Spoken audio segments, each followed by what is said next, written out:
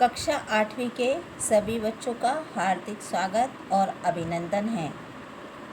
हम आपकी संस्कृत पाठ्य पुस्तक के पार्ट 1 और पार्ट 2 का ऑडियो क्लिप के माध्यम से पहले ही कवर कर चुके हैं, लेकिन आपकी यूनिट टेस्ट की तैयारी अच्छे से हो सके इसके लिए इन दोनों चैप्टरों का फिर से रिवीजन करेंगे।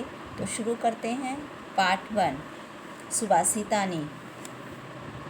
सुभाषितानी दो शब्दों से मिलकर बना है, सु और भाषित। सु का अर्थ होता है मधुर, सुंदर, और भाषित का अर्थ होता है कहा गया वचन।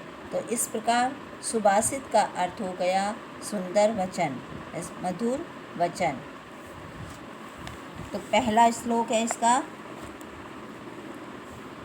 गुणा गुणकेषु गुणा भवन्ति ते निर्गुणं प्राप्य भवन्ति दोषाः सुस्वादुतोया प्रभवन्ति नद्य समुद्रम आसाद्य भवन्ति अपयः। यानी जो गुण हैं वो गुणी व्यक्ति के पास गुण रूप में रहते हैं, और जब वही गुण गुणहीन व्यक्ति के पास पहुंच जाते हैं तो वो दोष बन जाते हैं। और उदाहरण में दिया है, जिस प्रकार नदियाँ जब पर्वतों से निकलती है तो उनका पानी स्वादिष्ट होता है, पीने योग्य होता है, लेकिन जब वही नदियाँ समुद्र में मिल जाती है तो वो अपेय हो जाती है, यानी कि न पीने योग्य बन जाती है। श्लोक दूसरा है, साहित्य संगीत कला विहीन साक्षात पशु पृच्छविषाणहीन तृणं न खादन् अपि जीवमानः तद भागधेयं परम पशूनां। कि बताया है इस श्लोक में कि साहित्य और संगीत कला से रहित व्यक्ति, कि जिस व्यक्ति के पास न साहित्य की ज्ञान है न संगीत का ज्ञान है, वह ऐसा व्यक्ति साक्षात पशु के समान है। और वो कैसा पशु है कि वो पूंछ और सींग से रहित पशु है।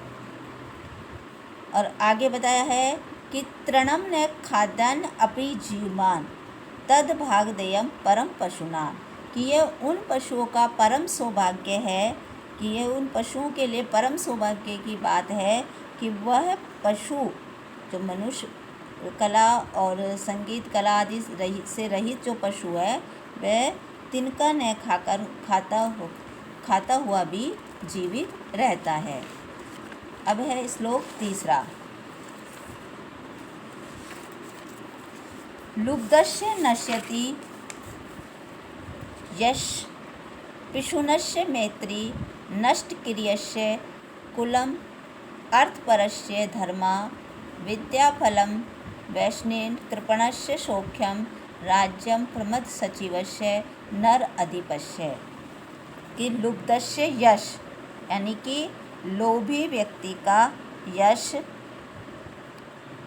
और पिशुनस्य मैत्री और चुगलखोर की मित्रता, नष्टक्रियस्य कुलम और क्रियाहीन की का कुल यानी वंश, और अर्थपरस्य धर्मा, और जो व्यक्ति धन को महत्व देता है उसका धर्म,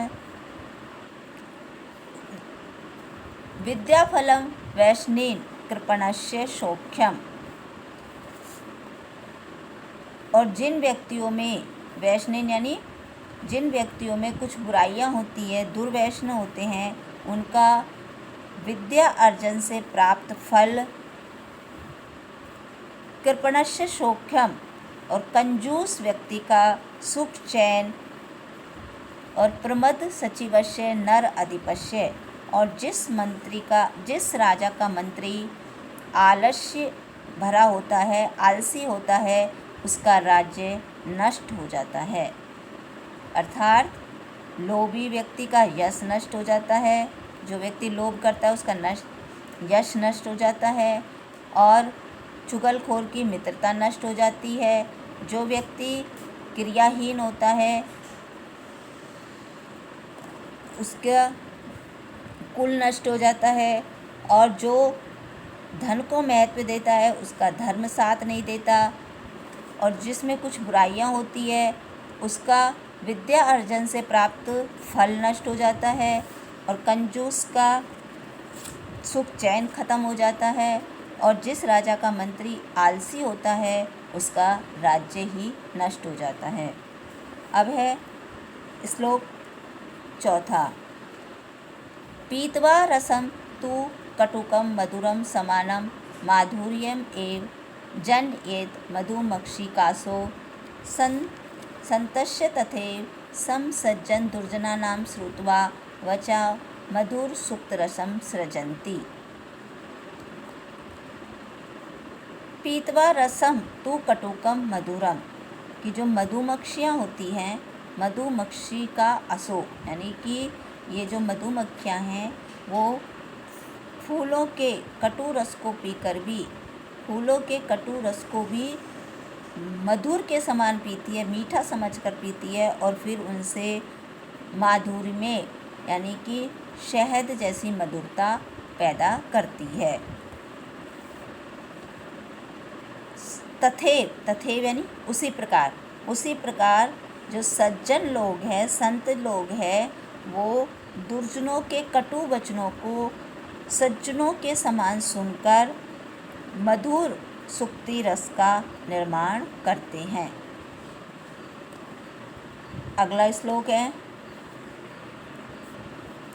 पुष्प पत्र फलच्छ छाया मूल वल्कल दारुभी धन्या महिरुआ येषां विमुखम यान्ति न अर्थिना। महिरुआ यानी वृक्ष, धन्य धन्य है, कि वो वृक्ष धन्य है जो पुष्प, फूल, पत्र, पत्ते, फल, छाया, जड़ और लकड़ियाँ दूसरों को देते हैं, यानी कि परोपकार करते हैं, और विमुखम नयान्ति न अर्थिना, यानी कि मांगने वाले को कभी भी निराश नहीं करते। तो पेड़ों को धन्य बताया गया है कि पेड़ बहुत ही अच्छा परोपकार करते हैं, वो बहुत ही धन्य हैं जो ये सब चीज़ें देते हैं और मांगने वाले को निराश नहीं करते। अगला श्लोक है। विहाय पौरुषम यो हि देवम अवलंबते प्रसाद सिंहवत तस्य मूर्तिं तिष्ठन्ति वायसा। यो यानी जो, पौरुषम यानी पुरुषार्थ, परिश्रम, उद्यम, कि जो व्यक्ति पुरुषार्थ को, परिश्रम को छोड़कर देवम एव अवलंबते, भाग्य पर ही आश्रित रहते हैं, भाग्य के भरोसे रहते हैं, वो उसी प्रकार होते हैं जैसे प्रसाद सिंहवत तस्य मूर्तिं वायसा तिष्ठन्ति, जैसे महल के मुख्य द्वार पर स्थित सिंह की मूर्ति के सिर पर कौवे बैठते हैं। कि जो व्यक्ति परिश्रमहीन होते हैं, परिश्रम करना नहीं चाहते, सिर्फ अपने भाग्य के भरोसे रहना चाहते हैं, वो उनको उसी तरह बताया गया है जैसे किसी महल के मुख्य द्वार पर बड़े बड़े शेर की मूर्तियाँ लगी हुई है और उनके सिर पर कौवे बैठ रही हैं। यानी कि शेर को बहुत ही शक्तिशाली माना जाता है, और जब वही शेर मूर्ति के रूप में बैठ जाता है, यानी कि कुछ अपने हाथ पैरों को नहीं हिलाता है, एकदम परिश्रमहीन होकर बैठ जाता है, तो उसके सिर पर कौवे भी बैठने लग जाते हैं। अगला है। चिंतनीया ही विपदाम आदाव ए प्रतिक्रिया न कूप खननम युक्तम प्रदीप्ते वहीनना ग्रहे। कि विपदाम आदो, आदो यानी पहले, कि विपत्ति के आने से पहले ही प्रतिक्रिया यानी उसके प्रतिकार का या